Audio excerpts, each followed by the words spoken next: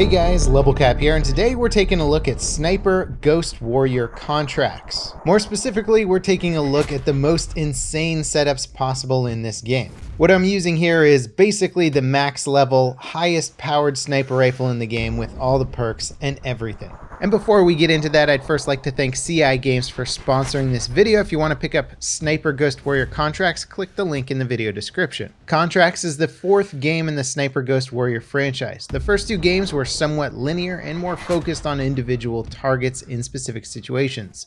Ghost Warrior 3 and now Contracts focus more on an open world approach to a variety of objectives scattered throughout each level. There's also no microtransactions in this game. Everything is unlocked through gameplay by completing missions and earning money from them. In Contracts, you play as a Seeker, an elite assassin sniper. The organization you work for has given you a high-tech mask that assists you in combat.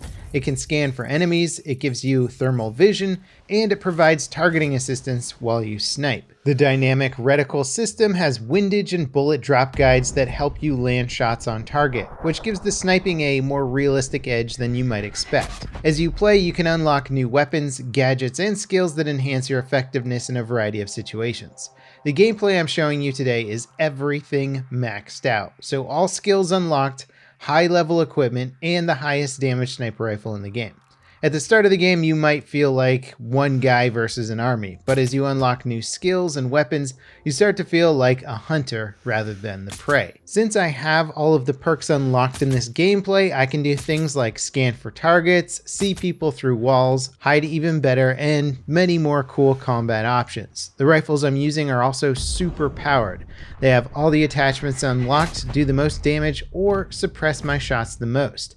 Contracts is built for replayability, so think of this gameplay as what you'll be doing once you've run through most of the contracts and are going back to beat them in style. Contracts definitely emphasizes stealth gameplay, but going in guns blazing is both an option and sometimes necessary. And unless you're using a suppressed weapon of some kind, when you take a shot, it will alert enemies who are nearby. After all, you're firing high-powered sniper rifles. So while the model RON B82 sniper rifle might do the best damage per shot in the game, you're only going to get one clean shot before nearby enemies are alerted.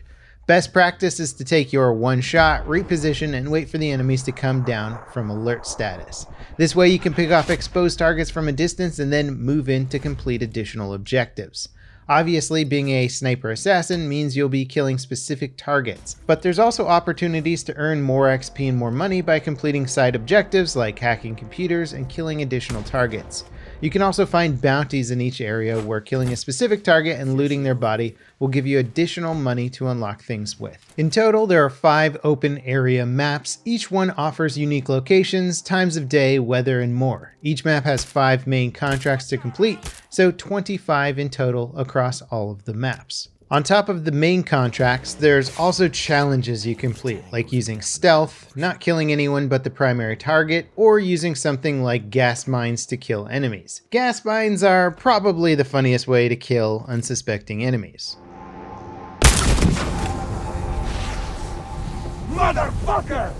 And that's kind of the point of the game. It's not focused so much on story or character development as it is in finding interesting ways to kill your enemies. Contracts is essentially a sandbox experience. You can even blow limbs off of your targets, as the developers have implemented a dismemberment system based on player request. This is actually kind of cool and pretty uncommon for most shooter video games. You're given the tools and abilities to do interesting things, and it's up to you to do them. That's not to say the game doesn't have a story, it certainly does, and it fits into the personality of the game, but it's not a huge drawing factor of it, and most of your time will be spent thinking about how to infiltrate a base or how to most effectively take out a group of targets. In past Sniper Ghost Warrior games, the story served as almost a setup for each kill. In Contracts, the story is more of a license to kill than a reason to kill. Now, in addition to unlocking new sniper rifles to use, you can also unlock new secondary weapons, pistols, and attachments for all of them. Some of the most interesting attachments are actually magazines that let you equip special ammunition types.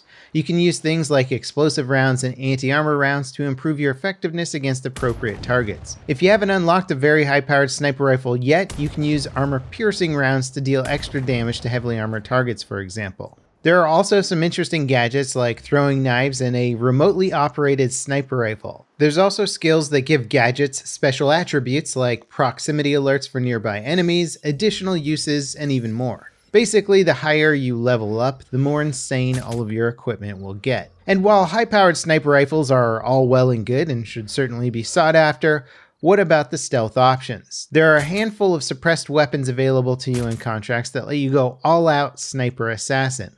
The big drawback, obviously, is you do less damage per shot when using a suppressed gun.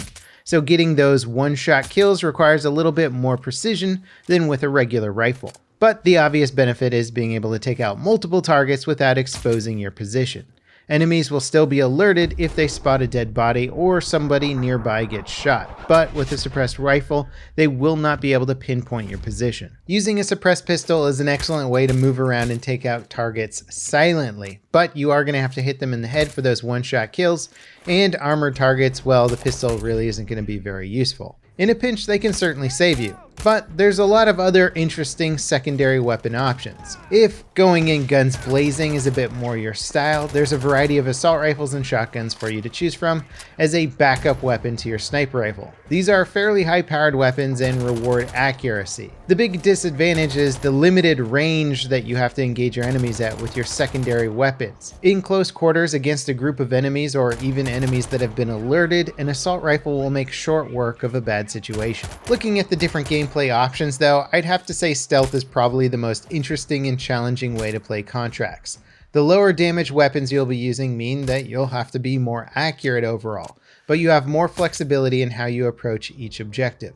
You can really explore the sandbox nature of the game fully when using stealth. It also helps when completing objectives where alerting enemies would make you otherwise fail. And as I mentioned earlier, many mission areas have extra challenges that reward things like stealth takedowns or killing enemies without alerting others. Again, if you're interested in checking out this game for yourself, there's a link below in the video description where you can buy it. Once again, thanks to CI Games for sponsoring this video. Thank you guys very much for watching, and I'll see you guys next time. This is Level Cap, signing off.